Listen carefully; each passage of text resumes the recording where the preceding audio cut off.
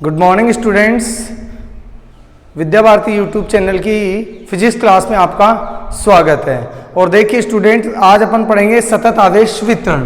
देखिए सतत आवेश वितरण क्या होता है। सतत आवेश वितरण, सतत आवेश वितरण क्या होता है, इंग्लिश में बोलते हैं इसको कॉन्टिन्यूअस चार्ज डिस्ट्रीब्यूशन। देखिए स्टूडेंट्स, मैं आपको एक बात बताना चाहूँगा, अगर आप हमारे चैनल पे नए हैं तो चैनल को सब्सक्राइब कीजिए, वीडियो को लाइक कीजिए और शेयर कीजिए और कमेंट जरूर करिए। जो क्वेश्चन पूछा जाता है उसका कमेंट्स जरूर करिए। तो देखिए इंजीनियर्स स्टूडेंट्स, यहाँ पे अपन पढ़ेंगे सतत आवेश वितरण। सतत आवेश वितरण क्या होता है, यानी कि किसी स्थान पर आवेशों के मध्य दूरी अत्यंत अल्प हो और आवेश क्या हो, एक समान रूप से वितरित किया हुआ हो, तो उसे कहते हैं सतत आवेश वितरण कहते हैं। सतत आवेश वितरण जो होता है तीन प्रकार का होता है।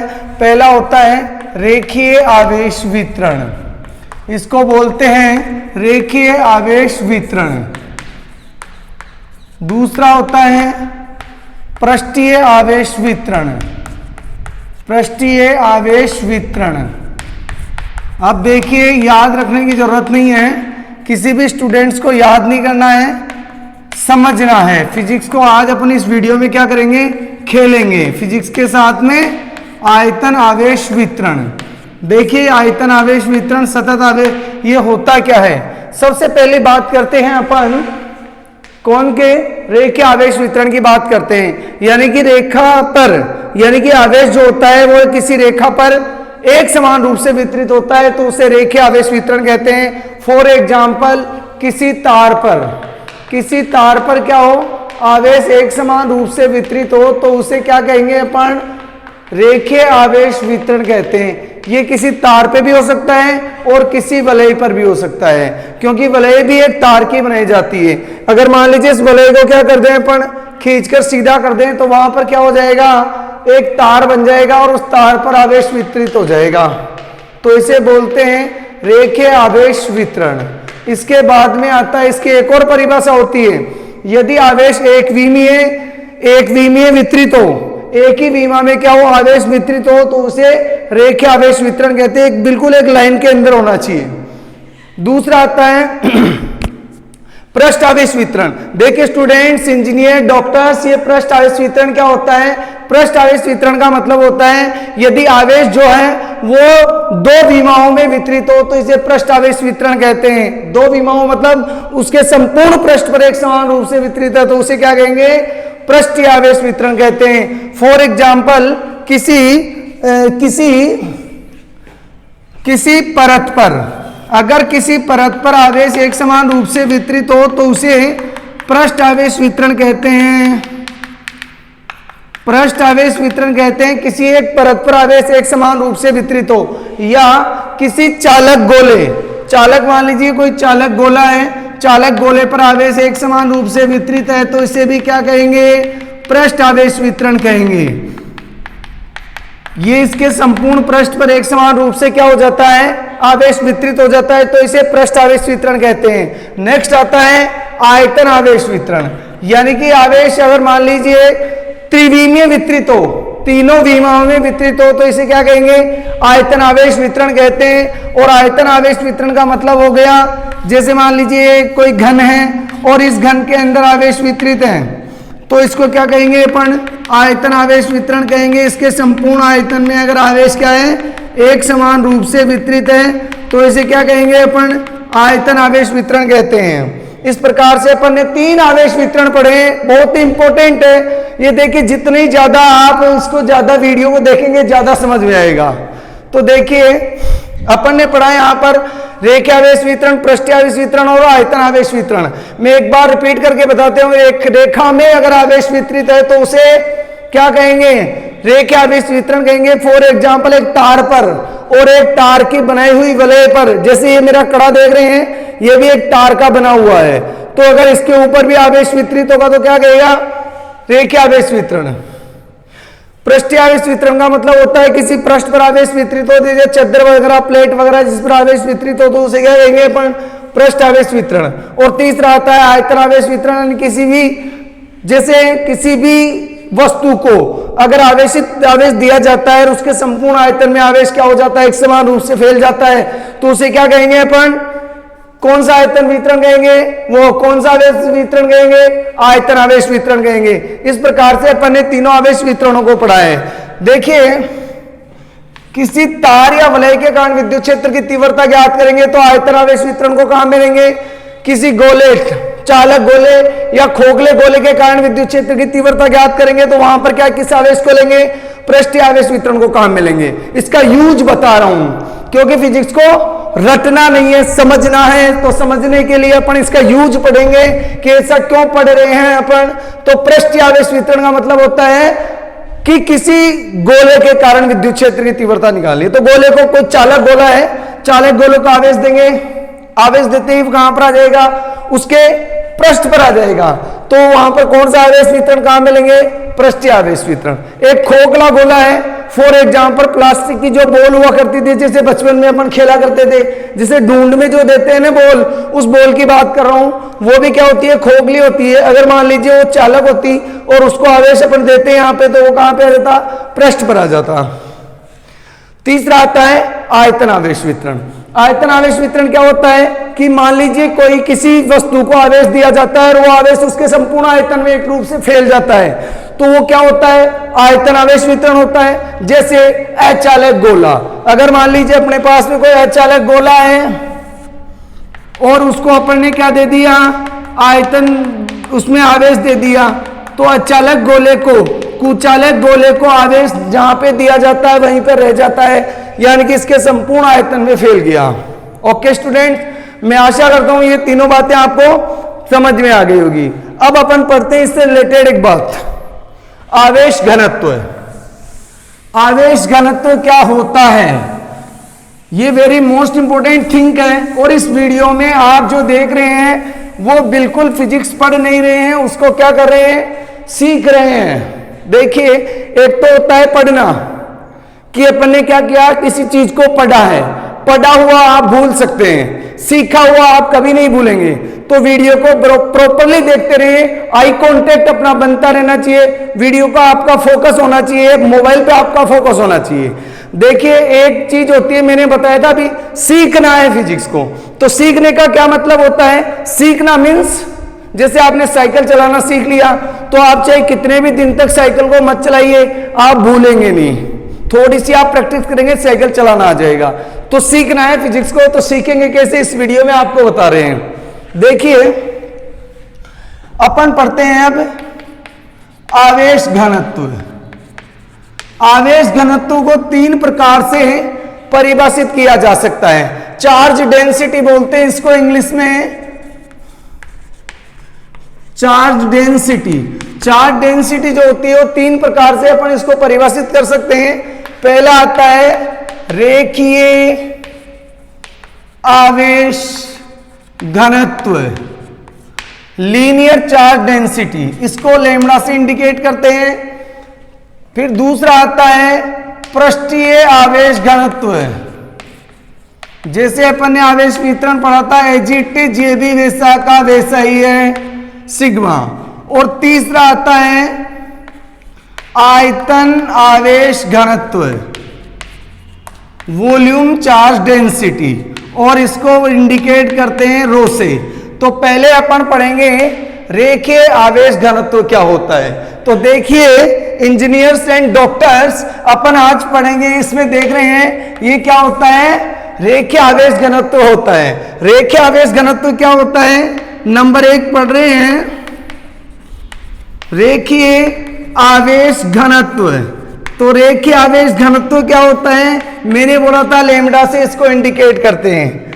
देखिए, रेखीय आवेश घनत्व लैम्ब्डा बराबर होता है कुल चार्ज, कुल आवेश बटा तार की जो लंबाई, क्योंकि रेखीय आवेश घनत्व रेखा में होता है, तो ये क्या होगा, कुल आवेश तथा उस तार की लंबाई। और इसका मात्रक क्या होता है, मात्रक होता है कूलाम प्रति मीटर, ये इसका मात्रक होता है। और इसका यूज कहां पर लेंगे, इसका यूज लेंगे अपन कहां पे, मैंने पहले भी बताया था कि किसी तार के कारण, किसी वलय के कारण विद्युत क्षेत्र की तीव्रता ज्ञात करने के लिए।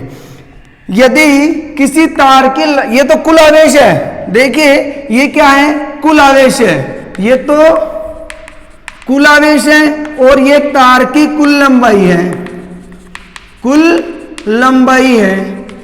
अगर मान लीजिए अपन पूरी लंबाई न लेके अगर लंबाई को अल्पांश लेते हैं छोटी सी, जैसे ये तो कुल लंबाई है, इस पर एक समान रूप से अपन ने क्या कर दिया, आवेश को वितरित कर दिया।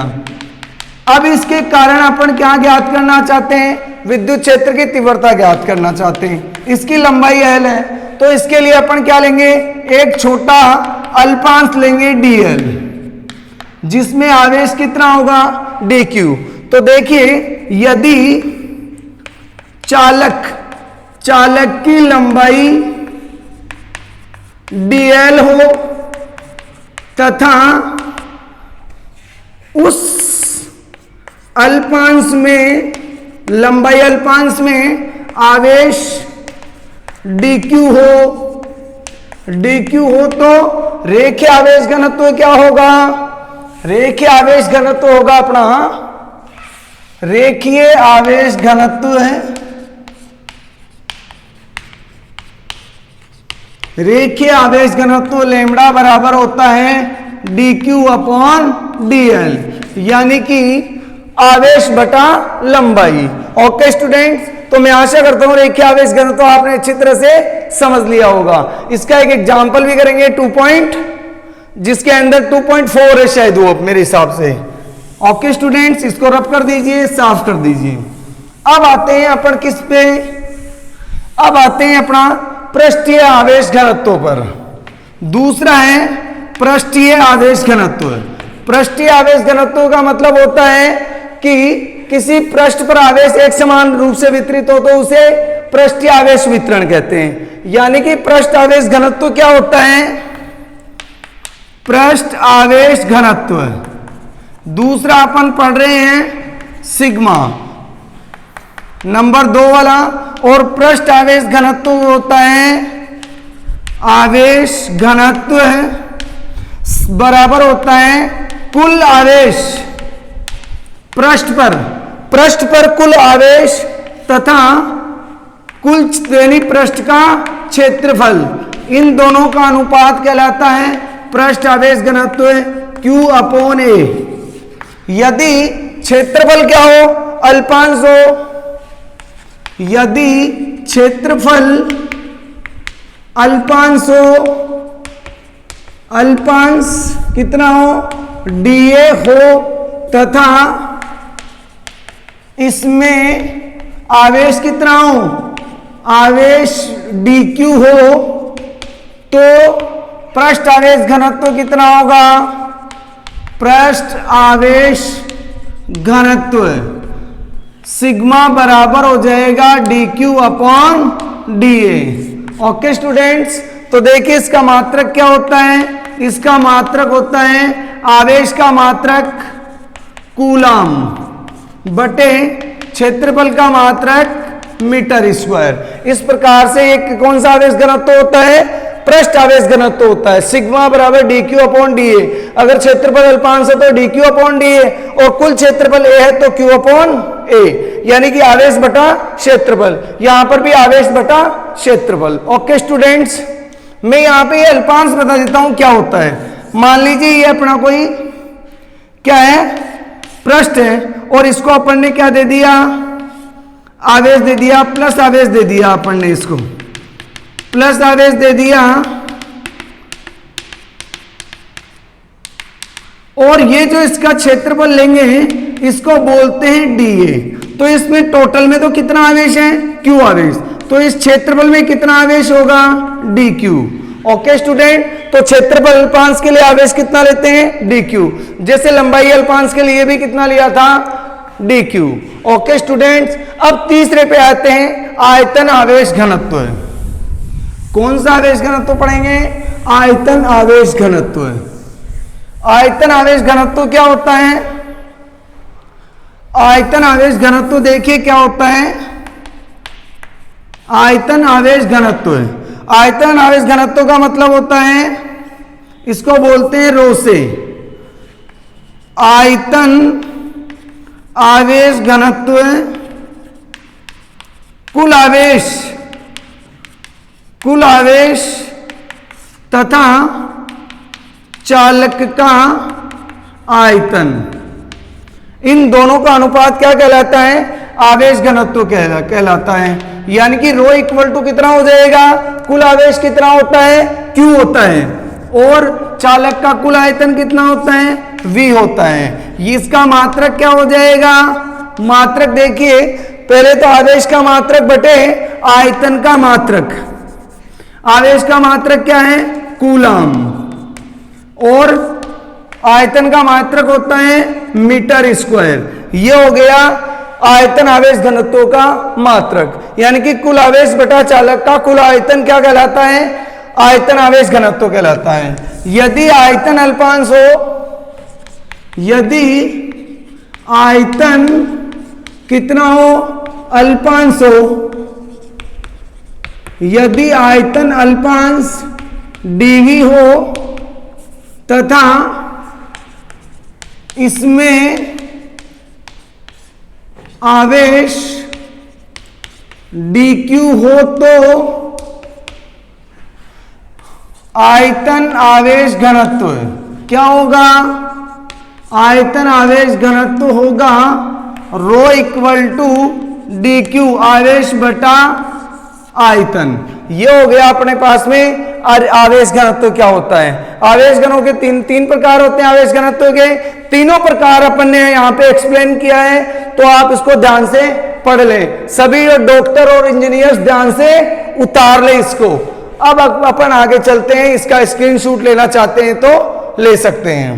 ओके, देखिए मैं यहाँ पे तीनों को एक साथ में लिख सकता हूं। तीनों को एक साथ कैसे लिखेंगे?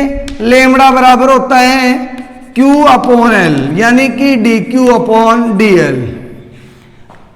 सिग्मा बराबर होता है Q अपॉन पूरा क्षेत्रफल, यानी कि dQ अपॉन dA। और रो बराबर होता है Q अपॉन V, यानी कि dQ अपॉन dV।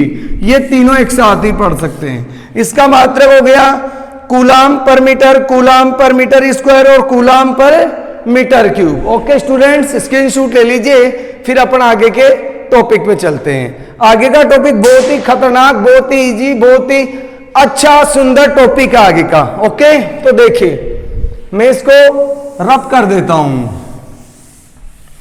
अब अपन पढ़ेंगे आयतन आवेश वितरण के कारण विद्युत क्षेत्र। आयतन आवेश वितरण के कारण विद्युत क्षेत्र पढ़ेंगे अपन।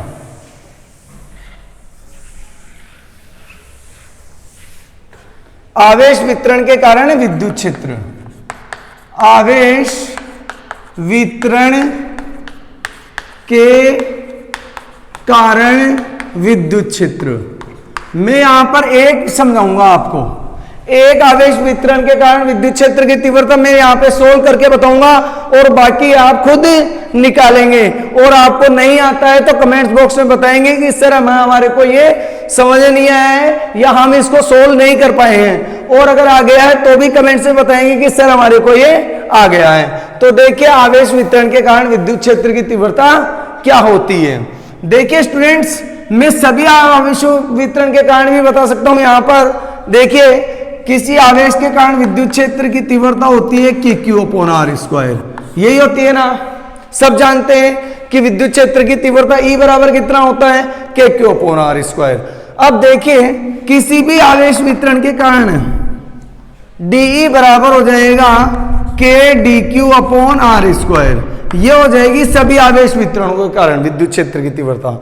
अगर मान लीजिए अपन को निकालना है कौन सा? रेखीय आवेश वितरण के कारण निकालना है, तो रेखीय आवेश घनत्व कितना होता है? dQ upon dL। तो dQ की वैल्यू यहां पे निकाल लेंगे, और ये वाली वैल्यू कहां पे रख देंगे? यहां पे रख देंगे। ओके स्टूडेंट्स, तो देखिए मैं आपको यहां पे समझा देता हूं।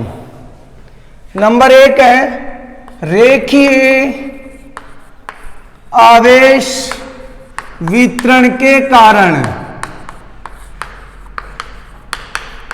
विद्युत क्षेत्र, विद्युत क्षेत्र तीनों के कारण निकालना है। उनमें से पहला मैंने ले लिया है रेखीय आवेश वितरण के कारण विद्युत क्षेत्र की तीव्रता। तो देखिए कैसे निकालते हैं। माना कि किसी तार पर आवेश एक समान रूप से वितरित है, एक समान रूप से वितरित है, और इसकी लंबाई है, इस तार की लंबाई है L, तथा इस तार में कुल आवेश कितना है, Q है। इस तार पर जो आवेश वितरित किया गया है वो कितना है, कुल आवेश Q है।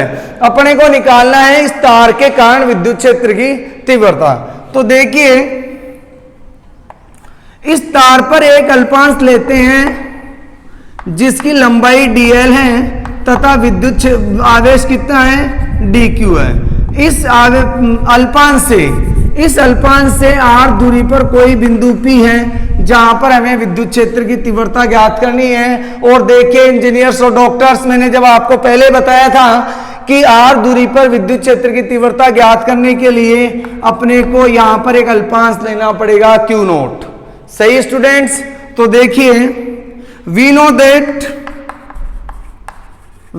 दैट विद्युत क्षेत्र की तीव्रता क्या होती है, विद्युत क्षेत्र की तीव्रता होती है अपने पास में E बराबर KQ अपॉन R स्क्वायर, ये होती है अपने पास में। अब देखिए अल्पांश AB के कारण निकालना चाहते हैं, तो अल्पांश AB के कारण क्या होगा, ये तो सूत्र है अपना। अब अल्पांश इस AB के कारण विद्युत क्षेत्र की तीव्रता निकालनी है। इस AB के कारण अगर विद्युत क्षेत्र की तीव्रता निकालनी है, चूंकि ये अल्पांश है, तो अल्पांश AB के कारण P पर विद्युत क्षेत्र कितना होगा, अल्पांश है तो विद्युत क्षेत्र भी अल्प होगा। DE बराबर K DQ upon R square. Okay students, ये यहां पर क्या हो गई, विद्युत क्षेत्र की तीव्रता हो गई। समीकरण नंबर 1 दे देते हैं। वी नो दैट रेखीय आवेश घनत्व लैम्ब्डा बराबर होता है dq अपॉन dl। तो dq बराबर कितना आ गया, लैम्ब्डा dl, यहां पर आ गई dq का मान हो गया, अल्पांश आवेश का मान आ गया। समीकरण नंबर 2, समीकरण 1 को कहां पे रख दो, 2 में रख दो, तो dE बराबर आ जाएगा k dq की जगह लिख देंगे lambda dl upon R square. और देखिए संपूर्ण तार के कारण विद्युत क्षेत्र की तीव्रता है, संपूर्ण तार के कारण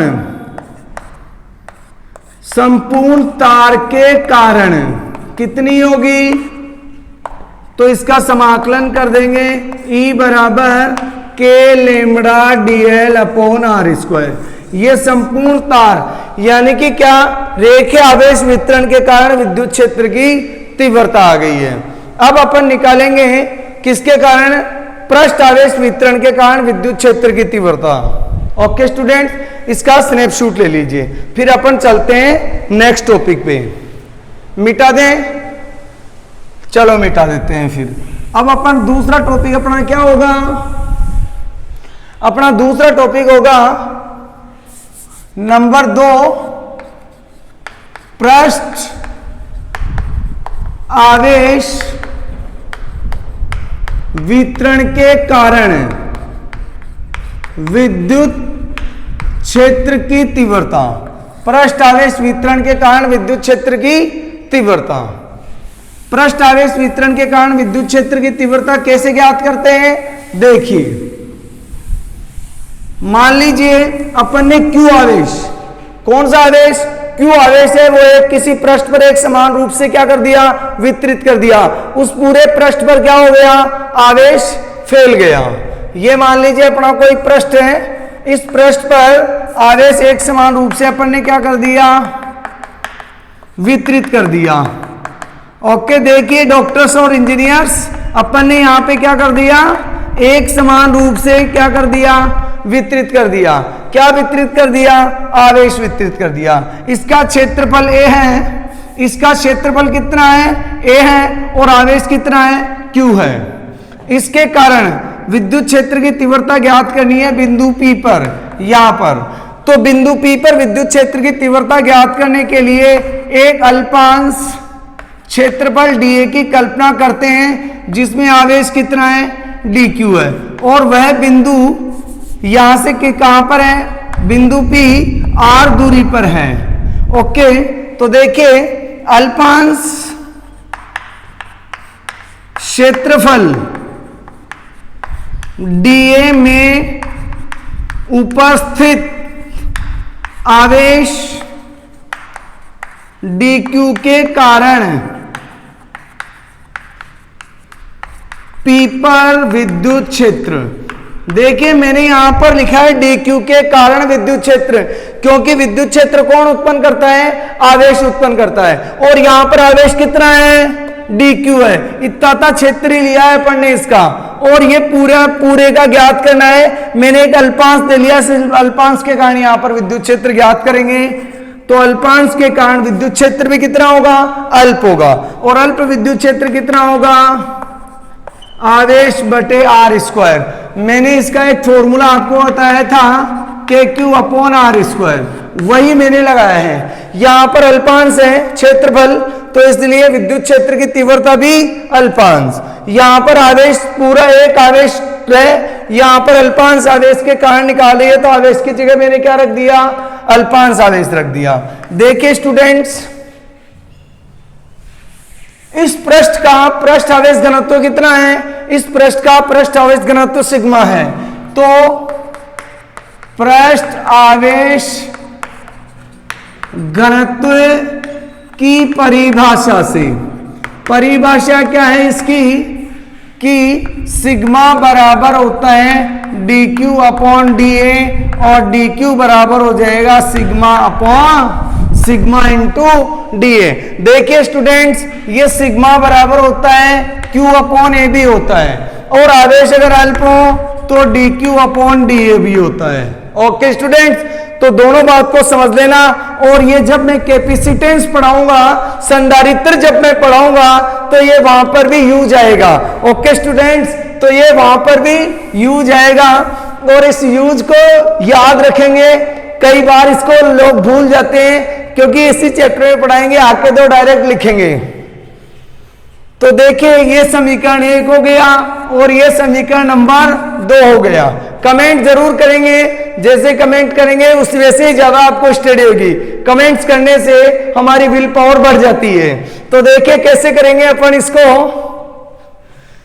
यहां पर समीकरण 2 से dq की वैल्यू समीकरण 1 में रख देंगे, तो यहां पर de बराबर हो जाएगा k अपने स्थान पर dq की जगह रख देंगे सिग्मा dA/r²। ये तो गया अल्पांश के कारण विद्युत क्षेत्र की तीव्रता।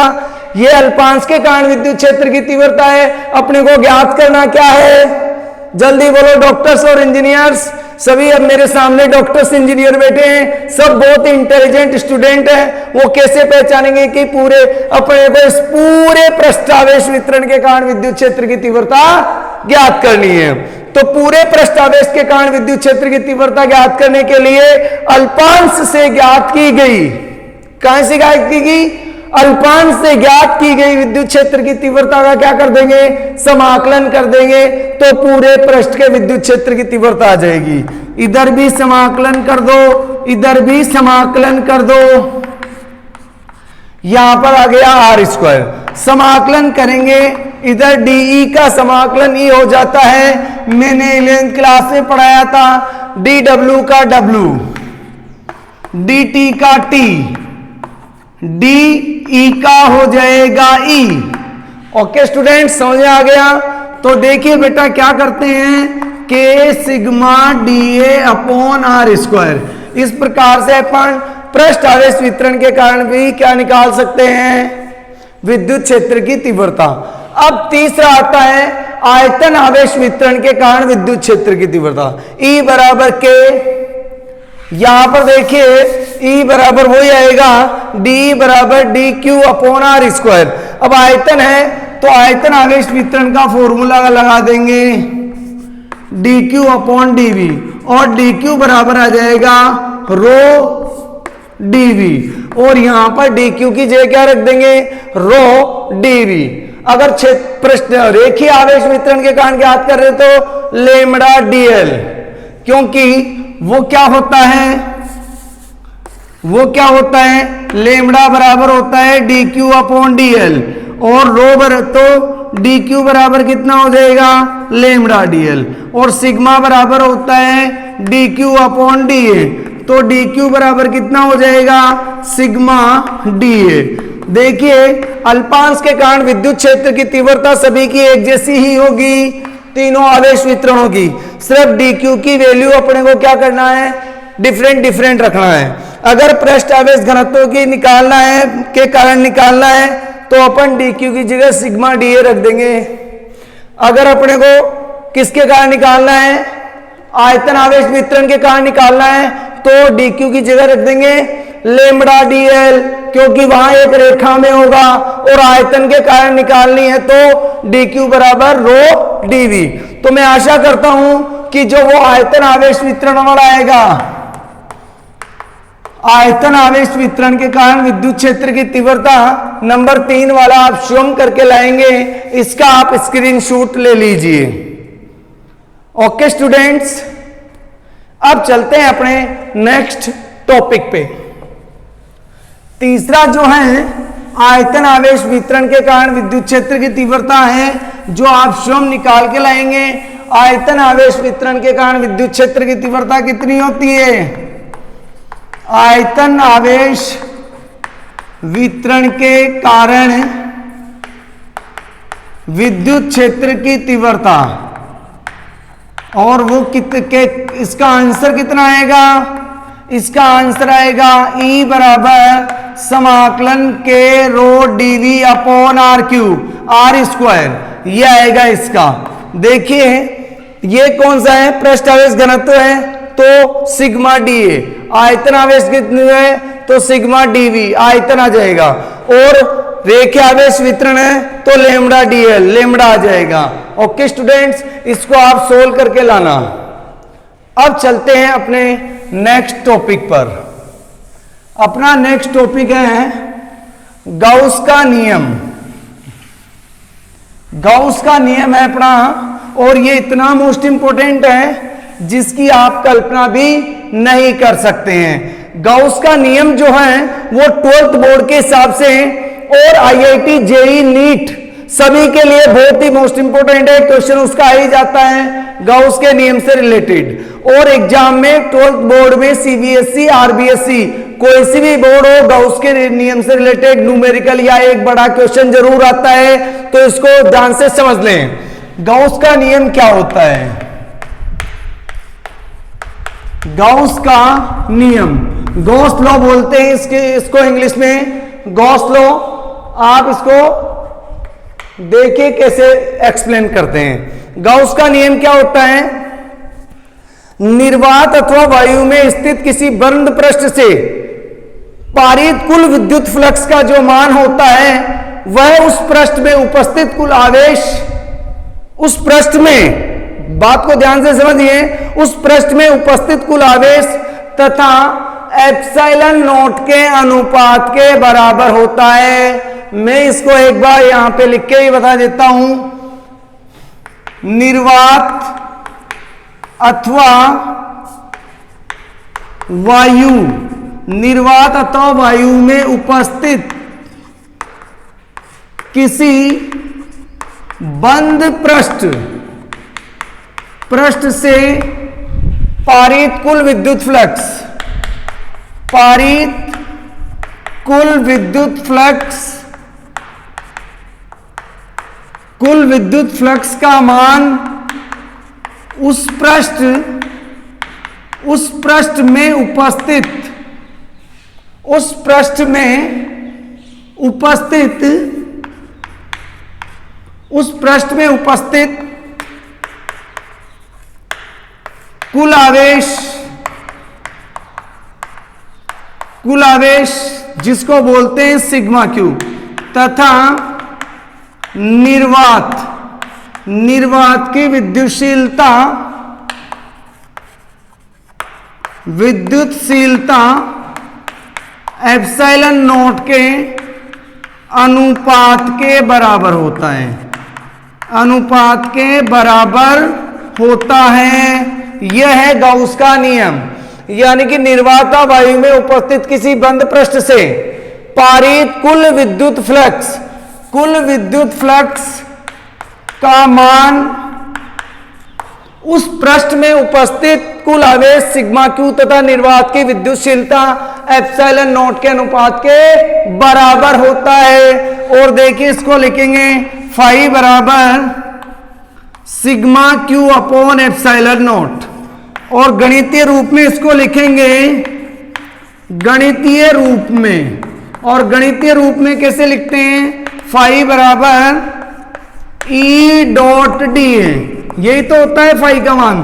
फाई बराबर ई डॉट डी ए बराबर क्या होगा? Sigma Q upon epsilon not. इसको गाउस प्रमेय भी कहते हैं। ये ओके स्टूडेंट्स, इसका आप स्क्रीनशॉट भी ले सकते हैं। फिर अपन आगे चलते हैं। देखिए 2017 या 18 में एक क्वेश्चन आया था। देखिए कैसे आया था। 2017 या 18 में एक क्वेश्चन आया था, और वो क्वेश्चन क्या था? मान लीजिए ये कोई पृष्ठ है, बंद पृष्ठ है, निर्वाता वायु में स्थित है, और इसमें आवेश है -3 microcoulomb plus 2 microcoulomb plus 4 microcoulomb, सही, और माइनस के 4 माइक्रोकूलम है।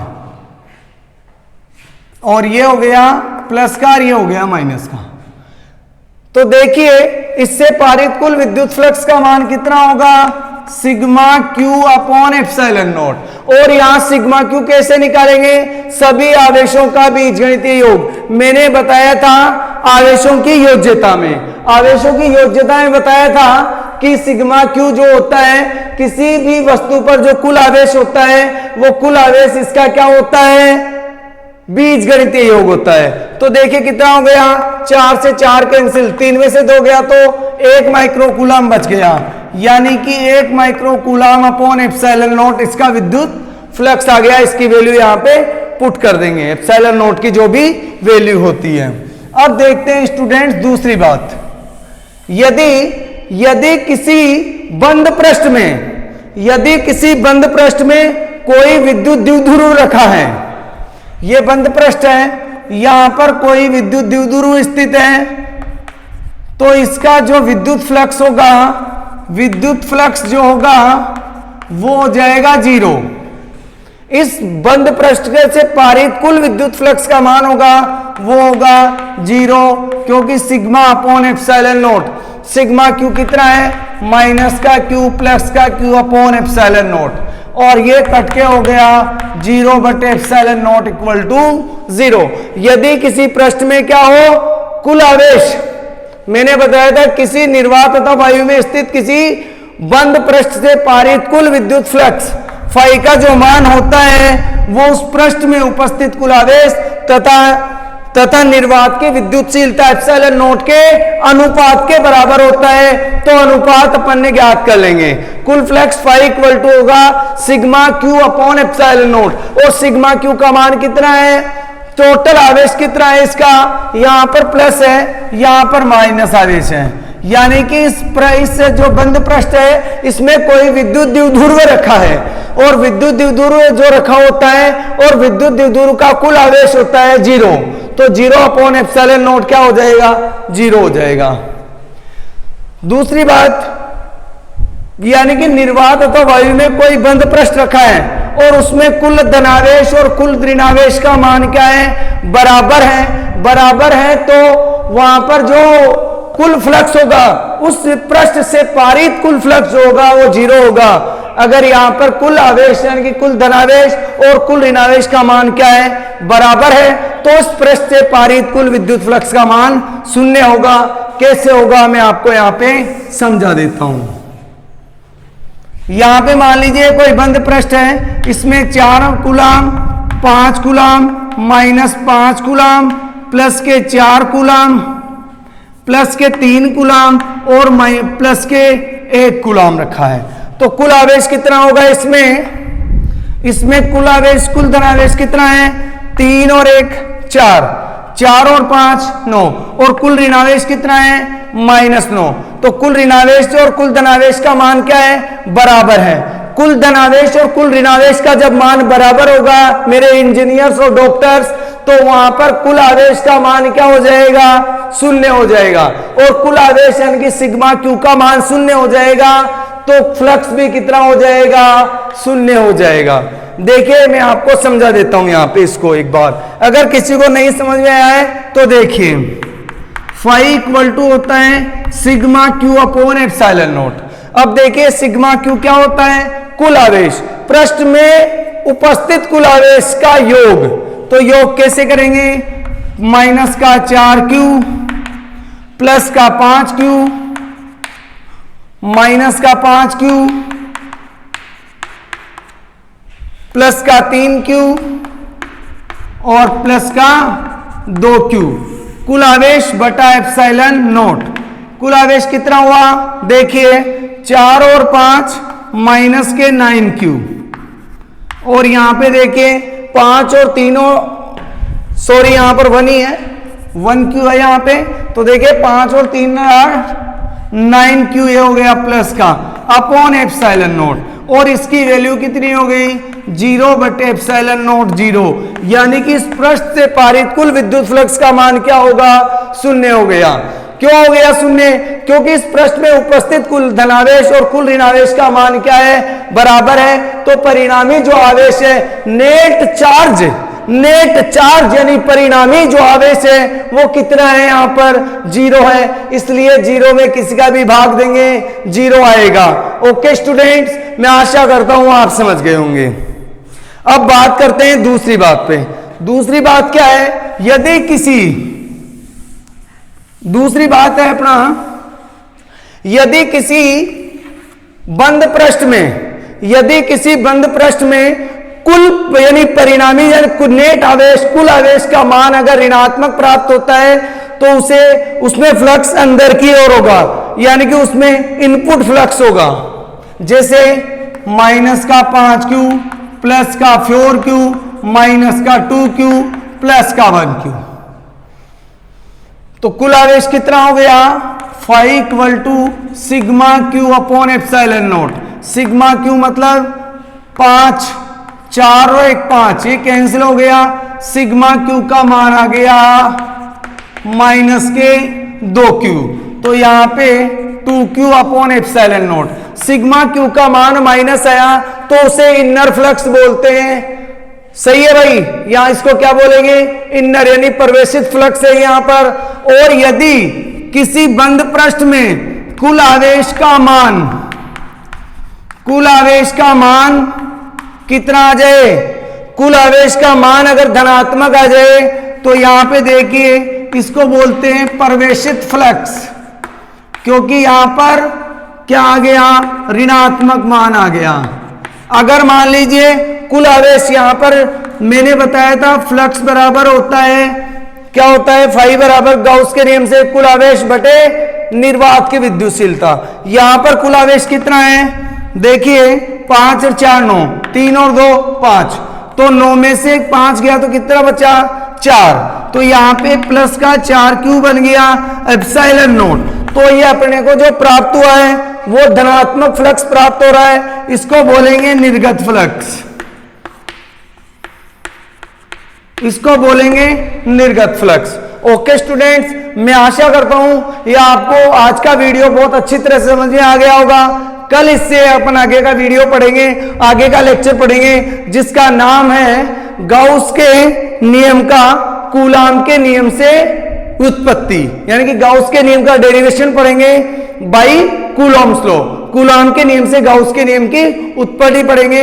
आज के लिए इतना ही काफी है। वीडियो को लाइक कीजिए, शेयर कीजिए, कमेंट्स कीजिए। ओके बेटा, वीडियो को बार बार देखते रहिए, आपको डेफिनेटली समझ में आएगा। फिजिक्स को सीखना है, लर्न नहीं करना है, सीखना है ओनली। Thank you.